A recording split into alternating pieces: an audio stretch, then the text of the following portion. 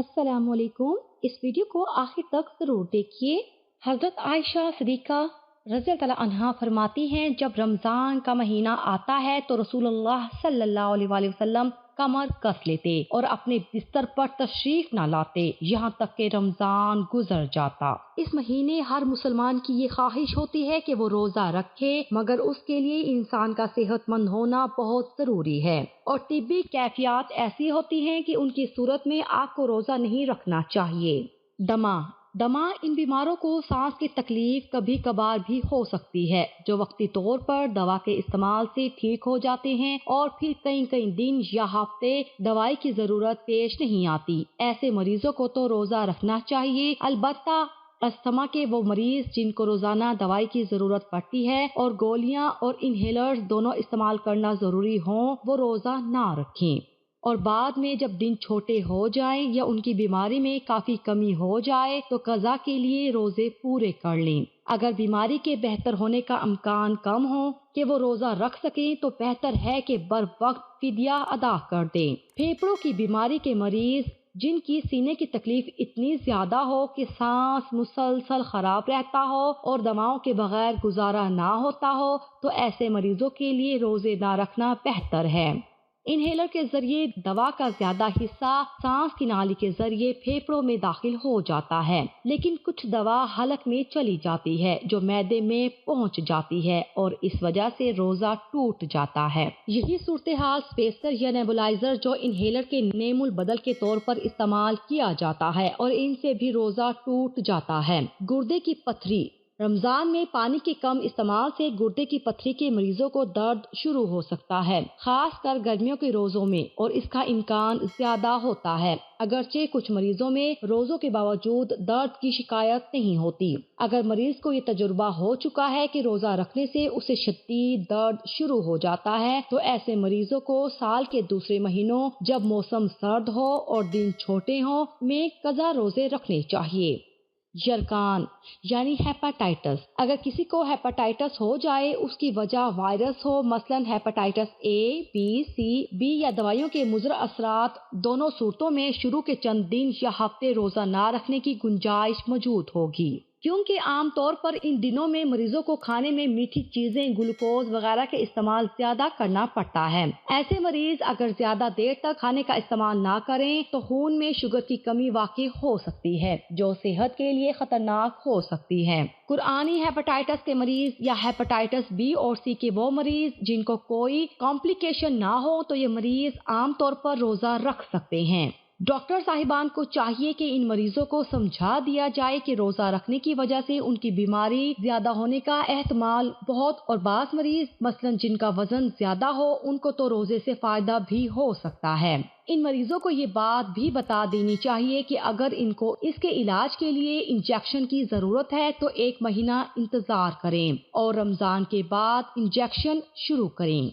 इससे उनकी बीमारी बढ़ने का कोई इम्कान नहीं, और चूंकि इनको अल्लाह ने रमजान के रोजे रखने का मौका दिया है तो इनके लिए बेहतर यही है कि इस मौके को हाथ से ना जाने दे। वो मरीज जिनको हेपेटाइटिस के साथ कोई कॉम्प्लिकेशन, मसलन पेट में पानी का जमा हो जाना या जिगर की बीमारी की वजह से नींद बेहोशी की सूरत हाल पैदा हो गई हो, तो इन मरीजों को रोजा नहीं रखना चाहिए और फिदिया देना ही ज्यादा बेहतर होगा, क्योंकि बाद में भी रोजे रखने से उनको तकलीफ के ज्यादा होने का एहतमाल होता है और मुकम्मल सेहतियाबी का इम्कान बहुत कम होता है।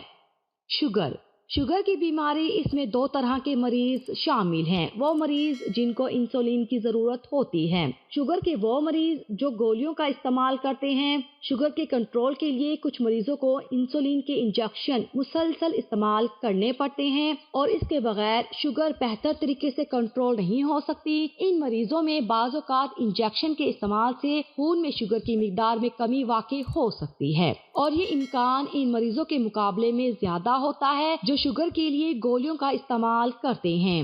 اس لیے وہ مریض جو انسولین استعمال کرتے ہیں ان کے لیے عمومی طور پر روزہ نہ رکھنا ہی بہتر ہوتا ہے اور ان کو فدیہ دینا چاہیے، کیونکہ اس بات کا امکان کم ہوتا ہے کہ مریض اتنا ٹھیک ہو جائے کہ اس کو انسولین کی ضرورت بھی نہ رہے اور روزہ رکھنے کے قابل بھی ہو جائے۔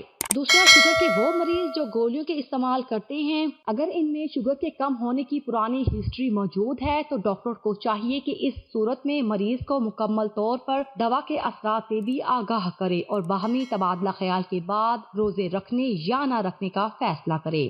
عام طور پر دوا کے استعمال صبح شام کیا جاتا ہے۔ ڈاکٹر حضرات دوا کی مقدار میں ضروری تبدیلی کر کے سحری میں کم اور شام میں زیادہ کر سکتے ہیں تاکہ دن میں روزے کے دوران خون میں شوگر کی کمی کا امکان کم سے کم ہو جائے۔ پھر بھی اگر مریض کو روزے کے دوران یہ علامات دل کی دھڑکن کا تیز ہو جانا، ہلکے ٹھنڈے پسینے آنا، زیادہ بھوک لگنا اور میٹھی چیز کھانے کی فوری خواہش پیدا ہونا، ذہنی حالت کا متغیر ہونا یا بے ہوشی طاری ہونا ہو تو وہ روزہ توڑ کر کوئی میٹھی چیز کھا لے اور بعد میں قضا روزہ رکھ لے۔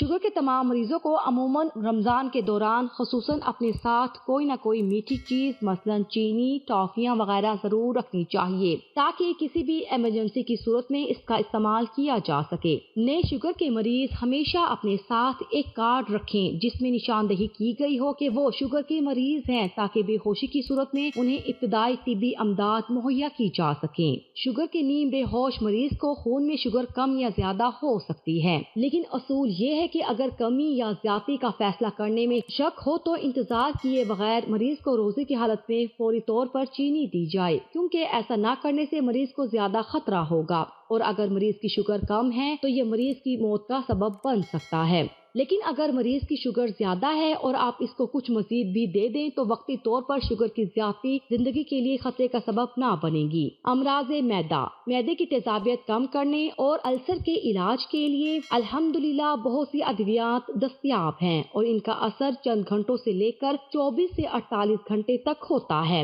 اس لیے دوا کے استعمال کے بعد اب اس بات کا امکان بہت کم ہوتا ہے کہ مریض کو کوئی خطرہ مثلاً تیزابیت کے بڑھنے کا خطرہ لاحق ہو۔ اگر مریض سحری میں زیادہ دیر تک اثر رکھنے والی دوا استعمال کریں تو بغیر کسی تکلیف کے روزہ رکھا جا سکتا ہے۔ بہت کم مریض ایسے ہوتے ہیں جو دوا کے استعمال کے باوجود تکلیف میں ہوں جن کو روزہ نہ رکھنے کی رعایت دی جا سکتی ہے۔ کچھ خصوصی حالات جن میں معدے کی تیزابیت اور زخم بہت زیادہ ہوتے ہیں تو ان میں روزہ رکھنے سے اجتناب کرنا بہتر ہے۔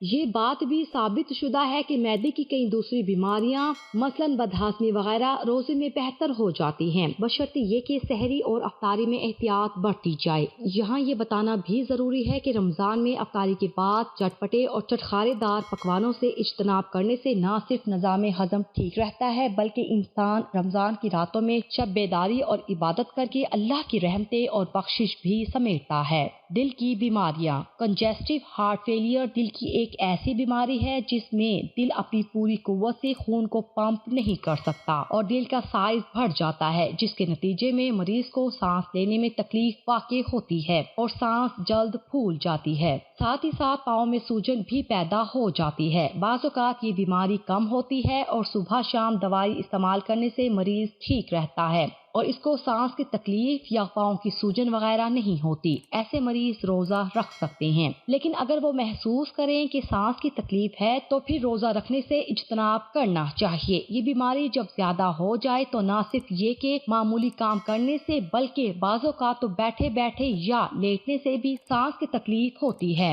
ایسے مریضوں کو اور دوسری دواؤں کے ساتھ ساتھ اکثر پیشاب آور دوائیں بھی استعمال کرنا پڑتی ہیں جس کی وجہ سے پیاس بھی زیادہ لگتی ہے۔ ایسے مریض جن کو بیماری زیادہ ہو ان کو روزہ نہیں رکھنا چاہیے اور بعد میں جب حالت بہتر ہو جائے تو قضا روزے رکھے جا سکتے ہیں۔ چند صورتیں ایسی بھی ہیں جن میں مکمل صحتیابی کا امکان نسبتاً کم ہوتا ہے۔ ایسے مریضوں کو فدیہ دینا ہی بہتر ہے۔ دل کی ایک اور بیماری انجائنا میں مریض کو سینے یا ہاتھ میں درد کی شکایت ہوتی ہے۔ درد اگر صبح شام دوا کے استعمال سے کنٹرول ہو سکے تو روزہ رکھا جا سکتا ہے، لیکن اگر درد کنٹرول کرنے کے لیے دن میں بھی دوا استعمال کرنی پڑ رہی ہو تو ایسے مریضوں کو روزہ نہیں رکھنا چاہیے، کیونکہ درد زیادہ ہو تو دل کی تکلیف خطرناک صورت بھی اختیار کر سکتی ہے۔ ایسے مریضوں کو اکثر اوقات دواؤں کے استعمال से अफाका हो जाता है और ये बाद में कज़ा रोजे रखने के काबिल हो जाते हैं। बसूरत दीगर फिदिया अदा कर सकते हैं।